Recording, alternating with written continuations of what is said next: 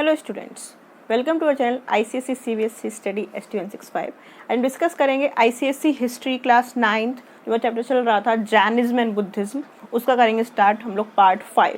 Yes, हम लोगों ने ऑलरेडी 4 पार्ट अपलोड कर लिए हैं, आप चेकआउट करके देख सकते हैं, सारे आपको मिल जाएंगे इस वीडियो के डिस्क्रिप्शन में या फिर आई बटन में आप चेक कर लेना।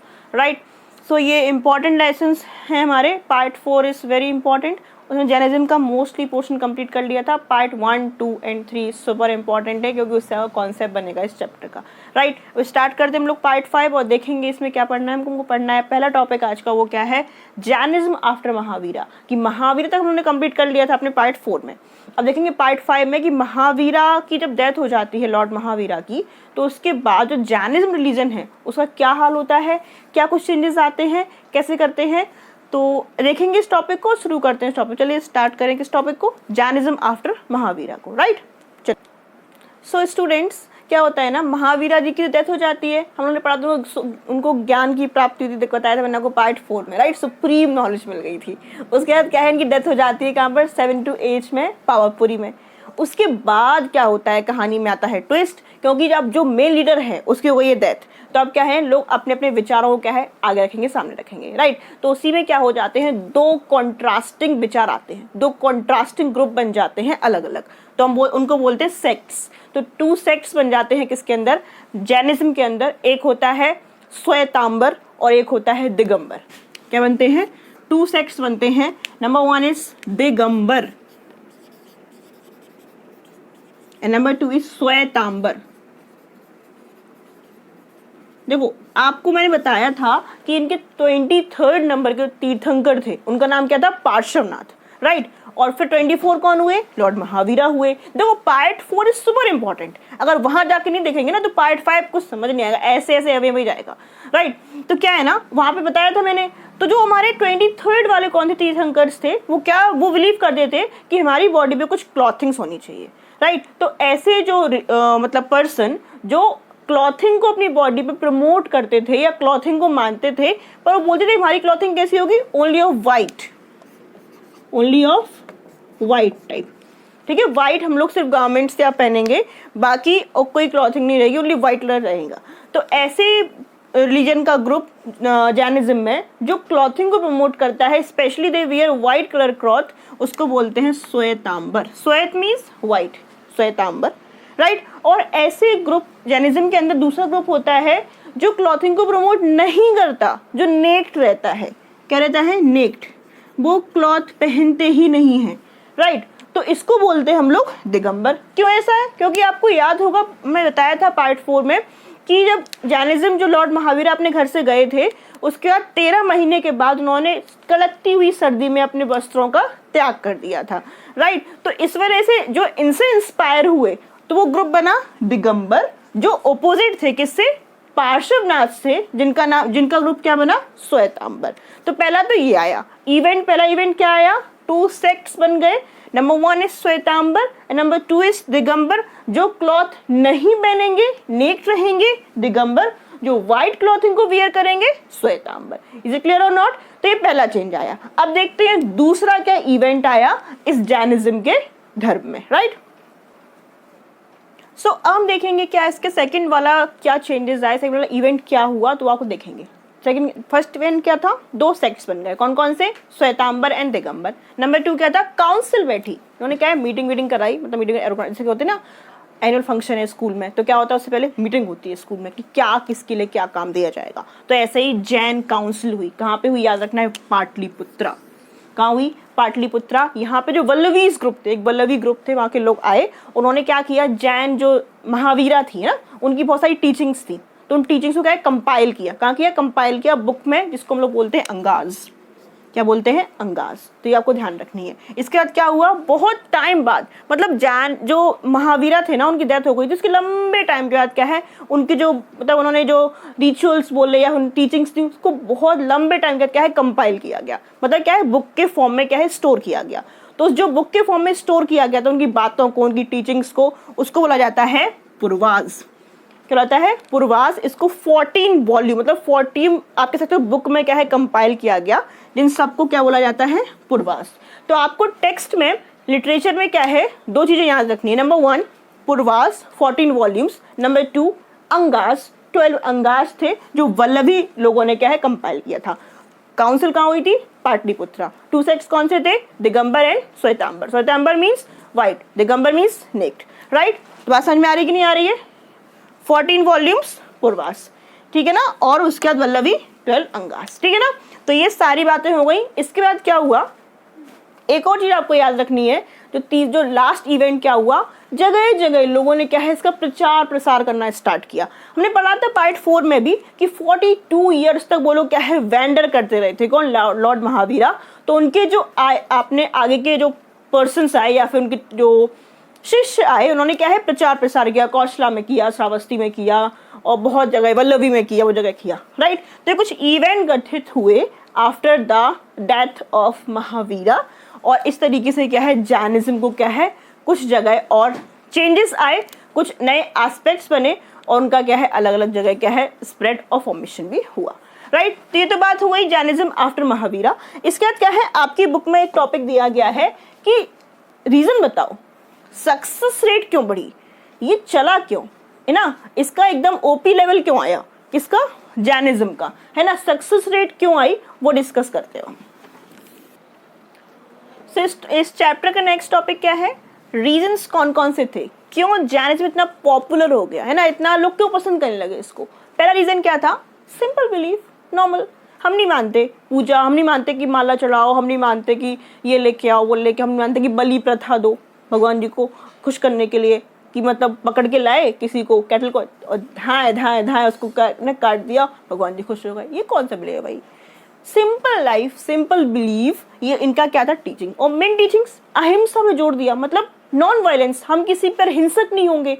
ये बहुत इंपॉर्टेंट चीज थी। अगर आप हिंसक नहीं हो किसी के ऊपर तो झगड़ा ही नहीं होगा, और झगड़ा ही नहीं होगा तो क्या है शांति रहेगी, राइट। तो सबसे बढ़िया थी इनकी बिलीफ, बहुत ही सिंपल थी। इनकी टीचिंग्स मैंने कवर की है बहुत अच्छे से पार्ट 4 में, तो आप पढ़ेंगे तो आप समझेंगे इनकी टीचिंग्स भी बहुत ही आसान थी। इन्होंने क्या दिया भाई? इन्होंने दिया मोक्ष की प्राप्ति। मोक्ष की प्राप्ति कैसे?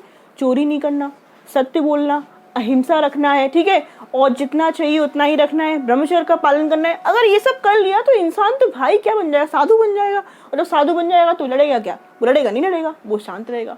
तो क्या है ये चीजें पसंद आ गई लोगों को, सिंपल। अब उस समय क्या है ब्राह्मण धर्म में क्या हो रहा था, वो उनके राइट्स क्या हो रहे थे? अजीब हो रहे थे। वो बलि प्रथा देते थे, वो बार क्या है एक ही जातियों क्या है बढ़ावा देते थे। Caste system important role play कर रहा था, राइट, वहां पे। तो ये सब इसमें बुराइयां नहीं थी, तो लोगों ने क्या है इसको पसंद करना स्टार्ट कर दिया, राइट। दूसरा क्या था? इनकी लिटरेचर, मतलब जिसमें इनकी किताबें लिखी गई थी वो क्या थी? रीजनल लैंग्वेज थी। क्या थी? Very important, they are regional language. इसका मतलब ऐसी भाषा जो लोग जानते थे, जो लोग बोलते थे, जो लोग पहचानते थे। सपोज करो आप लोगों को हिंदी आती है ना, हमारे व्यूअर्स को हिंदी आती है, हमारे व्यूअर्स छोटे छोटे किड्स हैं, हमारे व्यूअर्स 8th 9th 10th के स्टूडेंट्स हैं।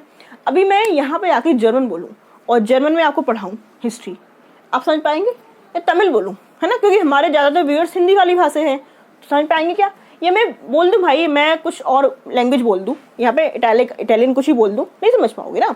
ऐसे ही क्या है वहां पर उस समय लोग कौन सी लैंग्वेज बोलते थे? प्राकृत पाली टाइप लैंग्वेज। तो जो लैंग्वेज आप बोलते हो अगर उसमें कोई समझाता है तो वो समझना आसान होता है, राइट। और हमारे जो ब्राह्मण्स की बुक्स लिखी गई थी वो कुछ लैंग्वेज में थे, वो थे संस्कृत। वो किसमें थे? संस्कृत। तो संस्कृत क्या है हर किसी को समझ में आना पॉसिबल नहीं था। आज भी हम लोग संस्कृत नहीं पढ़ पाते, बिकॉज संस्कृत एक टफ लैंग्वेज है, क्लासिकल लैंग्वेज है, राइट। एक आप कह सकते हैं साइंटिफिक लैंग्वेज है, और साइंटिफिक चीजें हर किसी को समझ में नहीं आती। लेकिन जो रीजनल लैंग्वेज है ये तो लोग बोल ही रहे थे ना, है ना, इसीलिए क्या है लोगों को समझ में आ गई, इनकी भाषा आसान थी तो लोगों ने इसको क्या है पसंद किया, राइट, है ना। दूसरा क्या होता है, इनके जो संगास थे, मतलब इनके जो ग्रुप थे, इनके जो प्रीस्ट थे, इनके जो तीर्थंकर्स थे, या फिर इनके जो आपके साथ शिष्य थे, इन्होंने बहुत प्रमोट किया। इनके जो मॉन्क्स थे, इन्होंने क्या जगह जगह जाके प्रचार प्रसार किया कि ये होता है हमारे धर्म में, आइए इसको शामिल कीजिए आपके धर्म में। तो ये भी क्या है बहुत इंपॉर्टेंट रोल प्ले किया इसके सक्सेस रेट में, राइट। दूसरा क्या था, बहुत सारे राजा थे उसमें, मैंने बताया था आपको पार्ट 1 में, बिम्बिसारा एक राजा थे, उन्होंने सपोर्ट किया था किसको? जैनिज्म को। अजातशत्रु ने अपने पापा को निपटा दिया था, लेकिन इसने भी क्या सपोर्ट किया था? जैनिज्म को। तो ये राजा लोगों ने भी हेल्प किया क्या? इसके प्रमोशन में, इसको बढ़ावा देने में। तो ये कुछ सक्सेस रेट थे किसके, जैनिज्म के। लेकिन भाई अगर कोई चीज़ बढ़ रही है, कोई इंसान बढ़ रहा है, ऐसे कोई धर्म बढ़ रहा है, तो उसका डिक्लाइन फेज भी आएगा। अगर आपका अच्छा समय चल रहा है तो बुरा समय आएगा, ये निश्चित होता है, राइट। तो ऐसे ही इसका भी डिक्लाइन फेज आया। अब देखेंगे हम लोग ऐसे कौन से रीजन, सब कुछ अच्छा चल रहा था, तो रीजन ऐसे कैसे आए, कौन से आए कि इसका डिक्लाइन फेज आया। अब समझेंगे cause of decline of Jainism. Okay, देखिए रीजन क्या है इसके डिक्लाइन होने के, मतलब इसके झुकाव के, या फिर इसके खत्म होने के, या फिर इसके कमजोर होने के। नंबर 1, सबसे पहले मैंने आपको बताया था कि इसके 2 सेक्ट्स हो गए थे। एक क्या था, श्वेतांबर, और एक क्या था, दिगंबर। जब 2 ग्रुप बन गए तो कॉन्फ्लिक्ट तो होना बनता ही है ना, और 2 ग्रुप बन गए तो फिर इनके बीच में क्या होने लगा, कॉन्फ्लिक्ट। और कॉन्फ्लिक्ट होने लगा तो जो यूनिटी थी उस पर क्या है, प्रॉब्लम आई। और यहीं से क्या है, इसका कमजोर होना क्या है, स्टार्ट हुआ किसका, जैनिज्म का। ठीक है, दूसरी बात क्या है, धीरे धीरे ब्राह्मण जो रीजन था, जो ब्राह्मणिज्म चल रहा था, उन्होंने अपनी कमियों को दूर करना स्टार्ट किया। और कमियों को दूर करना स्टार्ट किया, उनको लग रहा था कि बाकी लोग हमसे दूर जा रहे हैं, तो कमियों को दूर करना स्टार्ट किया। तो लोगों ने कहा अरे हमारा ही धर्म अच्छा हो रहा है, तुम क्यों दूसरे धर्म को अपनाएं। तो राइज ऑफ ब्राह्मणियन रिलीजन भी इसका एक डाउनफॉल का क्या है, रीजन था। ठीक है, तीसरा क्या था, बहुत सारे राजा थे जो उसको सपोर्ट कर रहे थे, लेकिन आगे जाके क्या है, लोगों ने इतना ज़्यादा इंटरेस्ट लेना क्या है, बंद कर दिया। किसमें, इस धर्म में, और ये भी एक डाउनफॉल का कारण बना, राइट। तो जो रॉयल पैट्रोनेज था वो इसको मिलना बंद हो गया। और सबसे इम्पोर्टेंट जो जिसकी वजह से क्या है ये रिलीजन कमज़ोर हुआ या फिर ख़त्म होने की कगार पे आ गया, वो था पिनाक एंड ऑस्टेरिटी या एस्टेरिटी। ये क्या होता है, इसमें क्या होता है, मतलब बहुत ही ज़्यादा कठोर टाइप, मतलब कुछ चीज़ें थी इसमें, जैसे कि मान लो कोई गलती कर दी आपने, है ना, इस धर्म के अकॉर्डिंग, तो उस गलती का जो प्रायश्चित था वो बहुत कठिन था। जैसे कि आप मतलब बहुत टाइम तक खाना वाना नहीं खाओ, या फिर बिल्कुल निर्वस्त्र, या जो होते हैं वस्त्र पहनते नहीं थे ये लोग, वो दिगंबर, ऐसे ही बैठ के मतलब अपनी गलती की क्षमा करो, या फिर बहुत टाइम तक बैठे रहो एक जगह पर, और मतलब बहुत ही कठिन टाइप कठोर व्रत था। तो ये सब लोगों सहन नहीं कर पाए भाई, है ना, हर किसी के बस में नहीं होता है कि प्रायश्चित कर ले, राइट। वो सब गलती करके भूल जाते हैं, कहते हैं मैंने कुछ किया ही नहीं, राइट, इस तरीके से। तो इनमें क्या था, गलती कर रहे हो ना, तो उस गलती पे क्या है, आपको क्या मिलेगी, सजा मिलेगी। और सजा भी ऐसी वैसी नहीं होगी, वो सजा बहुत ही टफ होगी, है ना। जैसे कि आपको सजा ऐसी मिल सकती है कि आपको मतलब कुछ नहीं मिलेगा, आप 20 दिन तक ऐसे रहेंगे, सिर्फ आपको जल का बस एक ग्लास पानी मिलेगा, उसमें आपको जिंदा रहना है। तो भाई ये पॉसिबल नहीं है ना किसी के लिए, मतलब तुम एक ग्लास पानी दे रहे हो और रह रहे हो। तो ये चीज़ थी, इससे क्या है, लोगों ने इसको पसंद करना धीरे बंद कर दिया। अभी भी आप देखते होंगे, जो जैन लोग से आकर आपको मतलब मुलाकात हुई हो कभी, तो आप उनसे पता करेंगे कि मतलब वो लोग पानी भी बड़े सावधानी से पीते हैं। हर किसी के पानी नहीं पीते, पानी भी एकदम बॉयल करके पीते हैं। और वो मतलब उनके खेती वेती भी नहीं होती जैनिज्म के, वो लोग व्यापार करते हैं, वो सोचते हैं खेती करेंगे तो जो हमारे माइक्रो ऑर्गेनिज्म है वो मर जाएंगे। तो इतना मतलब इतना इस तरीके से क्या है, हर कोई कंट्रोल नहीं कर पाता, राइट। तो ये एक डाउनफॉल का क्या है, रीजन बना। इज इट क्लियर और नॉट। तो ये कुछ रीजन्स थे decline of the Jainism, right. कुछ और टॉपिक पूछता है कि हाँ जी, एक टॉपिक और रह गया है कि इम्पैक्ट क्या पड़ा हमारे भारत पर, जैनिज्म का इम्पैक्ट क्या पड़ा। बस फटाफट बता देंगे 2 मिनट में, और फिर हमारा जैनिज्म कंप्लीटली क्या है, खत्म हो जाएगा। फिर स्टार्ट करेंगे नेक्स्ट पार्ट में बुद्धिज्म, राइट।